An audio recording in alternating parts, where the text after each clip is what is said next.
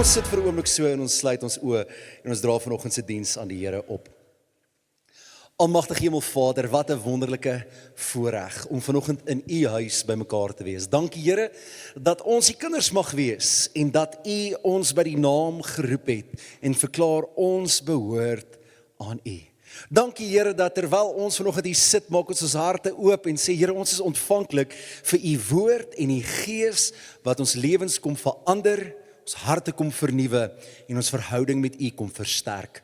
En ons bid Abba Vader, Here, soos wat U woord altyd geseënd is, mag ons vanoggend hier wegstap met 'n vaste gryp aan die waarheid wat U met ons deel vanoggend. En ons bid dit in die naam van Jesus en die gemeente saam sê, Amen. Man, is lekker om julle vanoggend hier te sien op hierdie lang naweek. Ek besef dat dis 'n opoffering om te kom op 'n lang naweek. Is lekker dat julle hier is. Ek wil vanoggend met jou gesels oor die tema met jou hele. Met jou hele. Nou ek dink baie van u weet waartoe hierdie preek gaan, nê. Met jou hele hart, met jou hele hart. En daarom wil ek graag vra as jy 'n woord hier het, wil jy nie miskien vir my begin solank blaai daarna Matteus 22 vanaf vers 34 tot 40 nie. Ek wil jy moet hom daar vir 'n oomblik hou. Matteus 22. Die gedagte van die hart is eintlik iets boos in vandag se tyd. Ek dink jy moet seker vir my saamstem, want as ek vir jou sê, doen wat in jou hart reg is, gaan jy heel waarskynlik vir my sê, pastoor, pas op. Veral die van julle wat bietjie wys is. Pastoor, pas op vir jou hart. Hoekom? Want pastoor, weet jy, hierdie hart wat ek hier binne my het, hier, hy sê partykeer vir my om 'n paar dinge te doen, nê. Wat ek weet teen die wil van die Here is. My hart is baie keer geneig om my emosies te volg en dan doen ek wat my emosies vir my sê in steede van wat die waarheid van die Here vir my sê. En daarom vanoggend wil ek graag net met jou deel God se hart vanoggend. Kom ons lees saam uit Matteus 22. Jesus is besig om wysheid te deel en die Fariseërs en die Sadduseërs is besig om te kyk of hulle hom kan vasvang. Hulle probeer 'n strikvraag stel en hulle kom hulle vra toe die Fariseërs hoor dat hy die Sadduseërs die sweye opgelê het hulle bymekaar gekom. Een van hulle, 'n wetskenner, het vervolgens 'n vraag gestel om hom, dit is Jesus, te toets. Meester, wat is die belangrikste gebod in die wet? Met ander woorde, jy wat jouself 'n leermeester ag, watter een van dit wat God van ons as sy mense verwag, is die belangrikste ding om te doen? Hy het vir hom gesê, jy moet die Here jou God lief hê, met jou hele hart en met jou hele siel en met jou hele verstand. Dit is die belangrikste en die eerste gebod. En die tweede hieraan wat gelyk staan is, jy moet jou naaste lief hê soos jouself. Op hierdie twee gebooie berus die hele wet en die profete. Jesus verwys hier na die oorspronklike wet wat in Deuteronomium 6 voorkom. Maar jy sien, kind van die Here, in steede van dat Jesus antwoord, al die uiterlike dinge wat jy moet doen om in God se goeie boekies te bly, in steede van om die lys van bepalings van die Levitiese voorskrifte te lê, van jy moet so was en so reinig en so optree en so praat en so rus, kom Jesus en hy trek terug na wat vir God die belangrikste van alles is, en dit is 'n ontmoeting met die innerlike mens wie jy is, en hy begin by jou hart. Hy begin by jou diepste mens wees. Want jy sien in die Bybelse konteks verwys die hart na jou verstand, jou emosies en jou wil. God wil hê dat jy moet hom in die binneste van jou binnemens eer en hom eerste lief hê met alles wat binne jou is. En dit is nogal eintlik makliker, wanneer jy die Here begin lief hê met alles wat binne jou is, dan vloei al die ander dinge wat God baie keer van ons vra, natuurlik daaruit. Maar ons sit met 'n probleem. Die hart volg nie so lekker die wil van die Here nie. Het jy dit al beleef? Kan ek ten minste 1 of 2 hande sien? Ek meen vanoggend het jou hart vir jou gesê, net nog so 5 minute, net nog so 15 minute. En laas Sondag praat Pastor Aubrey met ons juis om vir God terug te gee en daai klein dinge wat ons van onsself koester, moet ons vir die Here teruggee en ek sê vir Aubrey Maandag toe ek hom hier raakloop, ek sê vir my, Jesus broer, jy het vasgevat. Weet jy hoekom? Want Saterdag deel die Here met my 'n boodskap oor stukkies van die hart. Hy sê dit maak hom baie excited. Maar hier's die probleem. Daar's 'n reformatieteoloog met die naam R.C. Sproul. Hy is in 2017 oorlede en hy het hierdie woorde geskryf in een van sy boeke, die boek wat sy naam getiteld is The Truth of the Cross. Hy sê, niemand het God met sy hele hart lief nie, om nie eens te praat van sy siel en sy verstand nie.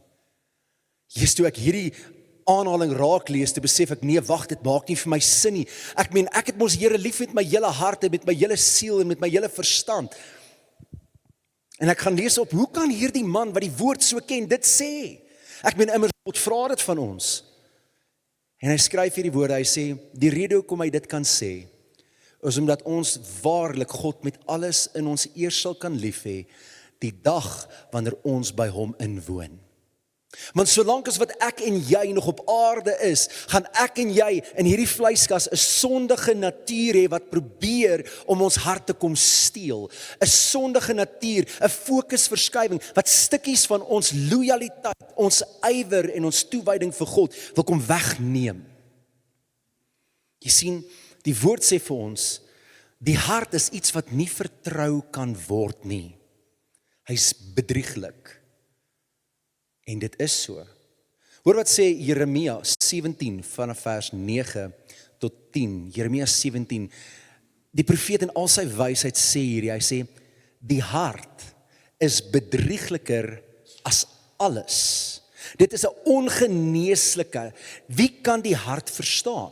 En dan maak hy hierdie ongelooflike openbaring. Hy sê, ek die Here deursoek die harte en toets die niere, om elkeen te vergeld volgens sy optrede, volgens die vrug van sy dade. Halleluja, daar's een wat jou hart ken. Is jy opgewonde oor daai feit?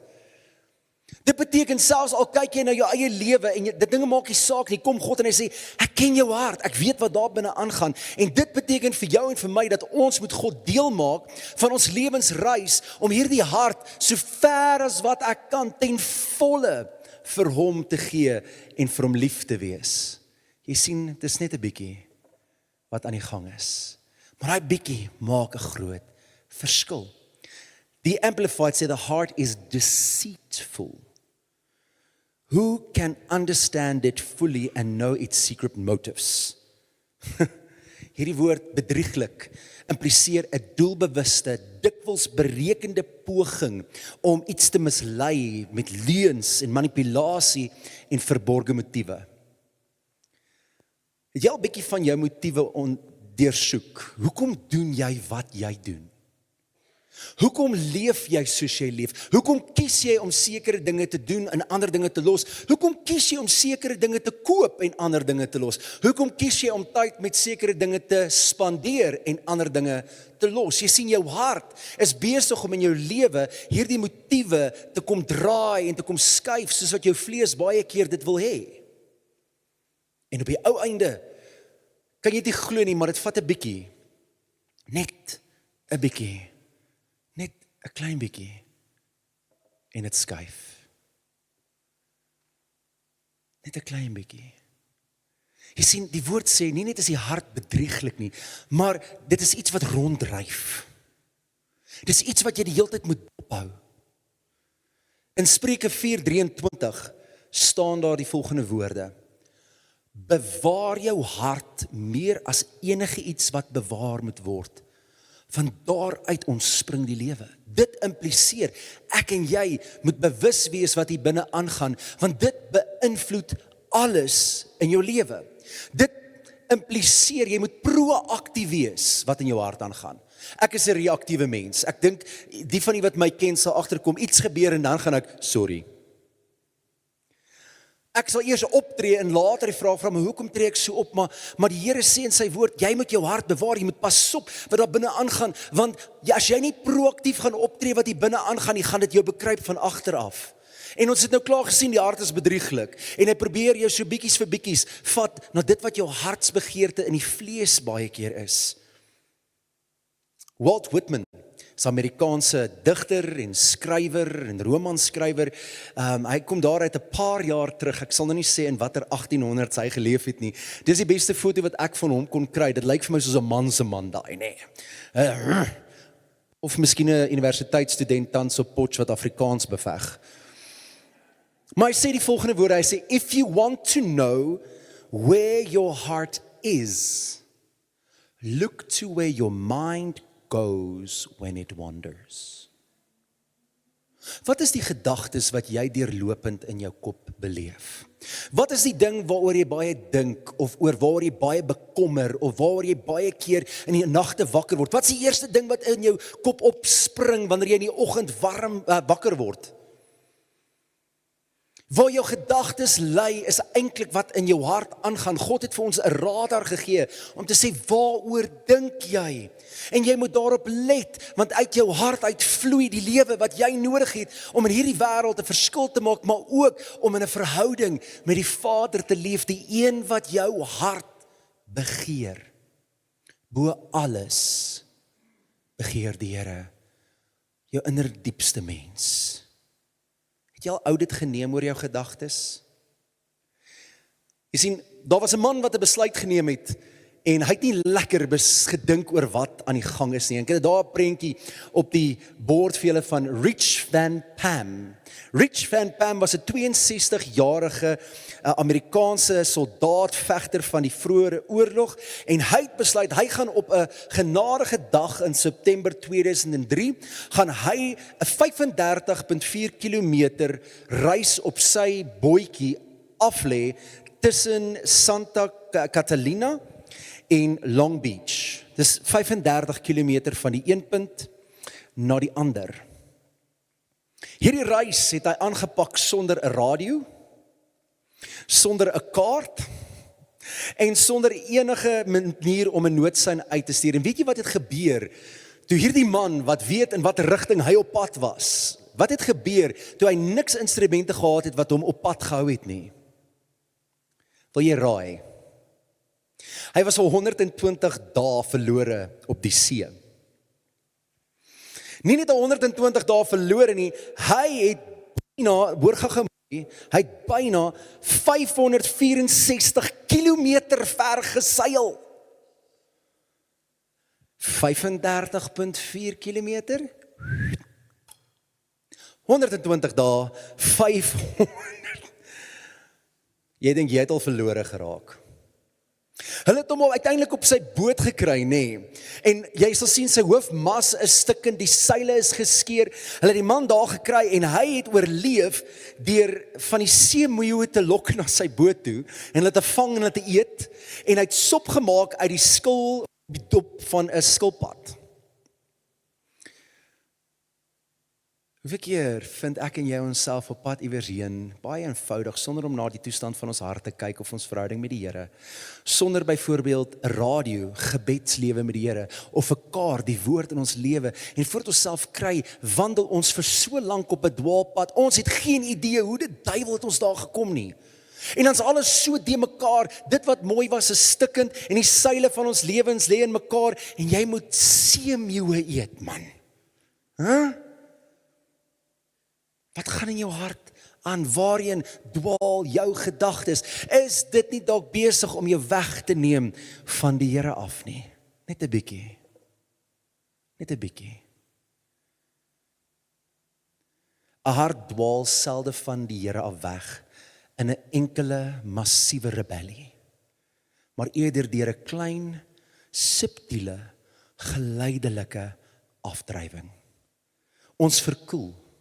Ons word lou, ons backslide, ons drift vanaf die Here. Hierdie reis weg van God begin gewoonlik in die hart, voordat dit enigstens anders sigbaar is. Jy sien, die woord sê vir ons, jou hart is iets wat deursoek en geken moet word. 'n Hart wat geken word, is belangrik. So ek gaan gou vir julle 'n storie lees, in die styl van Dana Snyman en Koos Du Plessis. Julle moet nou mooi luister. Vir Wie van julle hou van koek? Kan ek net sien wie van julle hou van sy. Koos. 'n Goeie Afrikaanse storie begin met 'n Koos. Koos het daardie oggend ingestap soos 'n man met 'n doel. Wortelkoek. Nie sommige enige koek nie, sy koek. Die een wat glo gesond is, want daar is mos wortels in. Hy bestel met oortuiging, betaal met trots en gaan sit soos iemand wat weet die lewe is eintlik alright. Toe bring die kelner die bord. Koos kyk, knip en kyk weer. Daar, netjies, soos 'n klein sondietjie, is 'n hap uit sy koek. Nie 'n groot hap nie, net genoeg om te sê, iemand anders het eerste geluk gekry. Koos roep die kelner nader, my vriend, sê hy, stadig, ek glo nie ek eet vinnig genoeg om myself vooruit eet nie. Die kelner kyk, bloos effens en sê, jammer meneer, ek dink dis die laaste stuk. Koos sit terug, sug en glimlag toe half. Dis reg, sê hy. Dis seker hoe die lewe werk. Jy kry nie altyd 'n vol stuk koek nie, maar dis nog steeds koek. En toe vat hy 'n hap van die kant wat nog hoop gehad het. Hoeveel keer kom sit die Here by ons aan om jou hart te ontvang? En dan kyk hy, en hy is verstom. Daar's 'n paar happe weg.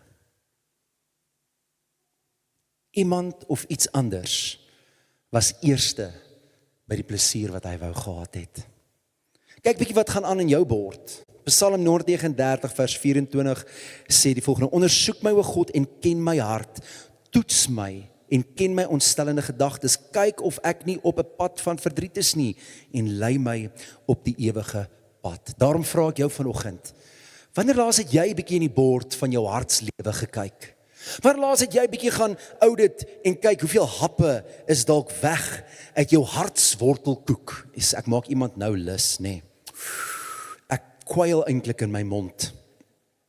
Voel jy gemaklik om toe te laat dat die Heilige Gees aan jou wys wie toegelaat is om happe uit jou hart uit te kry? Hier's 'n paar gedagtes en hopelik kan jy dit op die preek later sien. Hier's 'n paar gedagtes wat happe uit jou hart uitneem. Die offer wat God van jou verlang, kom sit en wegsteel. Ons is te besig of ons het te veel afleidings in ons lewens. Ons verwaarloos ons daaglikse toewyding voor die Here, gebed en woord. Ons bely nie meer ons sonde nie.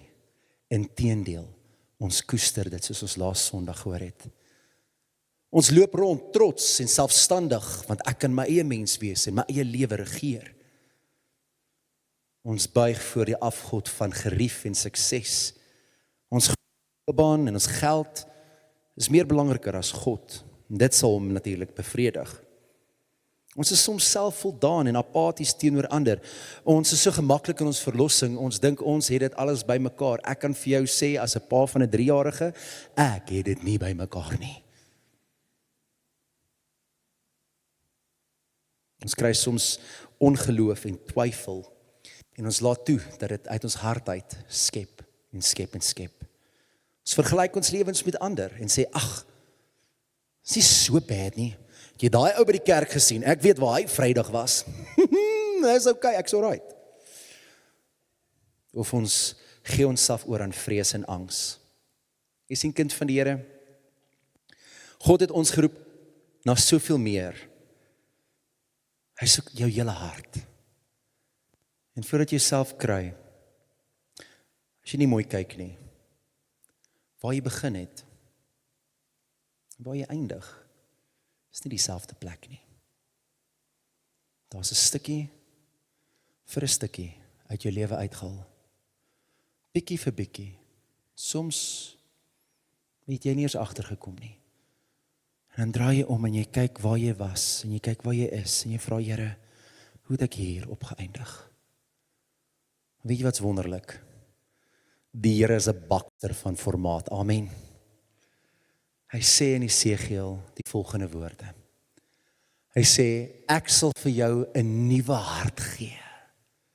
'n Nuwe gees sal ek in jou binneste gee. Ek sal die hart van klip, die ou geëte wortelkoek, sal ek verwyder en vir jou hart van vlees gee. Prys die Here, hy is die een wat jou nuut maak.